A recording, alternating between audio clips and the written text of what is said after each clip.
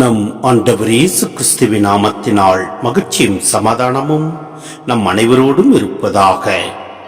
எபிரேயர் 2:1-4 முடிய. எனவே நாம் கேட்டறிந்த செய்தியினின்று வழுவி விடாதிருக்குமாறு மிகவும் எச்சரிக்கையாக இருக்க வேண்டும்.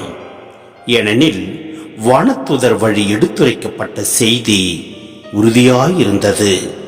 அதை மீறிய எவரும், அதற்கு கீழ்ப்படியாத எவரும் தகுந்த தண்டனை பெற்றனர்.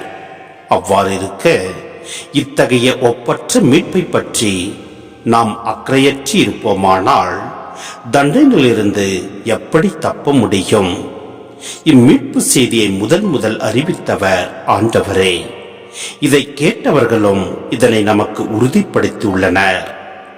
கடவுளும் அடையாளங்கள், அருஞ்செயல்கள், பல்வேறு வல்ல செயல்கள் மூலமாகவும் தம் திருவுளப்படி தூய ஆவியின் கொடைகளை பகிர்ந்தளித்ததன் மூலமாகவும் இதற்கு சான்று பகர்ந்துள்ளார். சிந்தனை: கிறிஸ்துவின் வழியாக வரும் மீட்பு இணையற்றது. கிறிஸ்துவே மீட்பின் செய்தியாக வருகிறார்.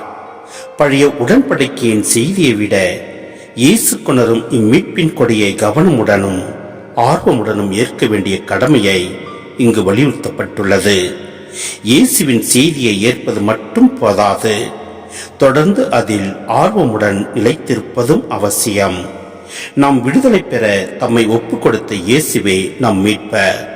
ஆம், இத்தகைய ஒப்பற்ற மீட்பை பற்றி நாம் அக்கறையற்றி இருப்போமானால் தண்டனையிலிருந்து நாம் எப்படி தப்ப முடியும்? எனவே நம் ஆண்டவரில் நம்பிக்கை கொள்வோம், அவரது வார்த்தையை தியானிப்போம், அதன்படி செயல்படுவோம். எல்லாம் வல்ல இறைவன் நம்மை நிறைவாய் ஆசீர்வதிப்பார். ஆமென்.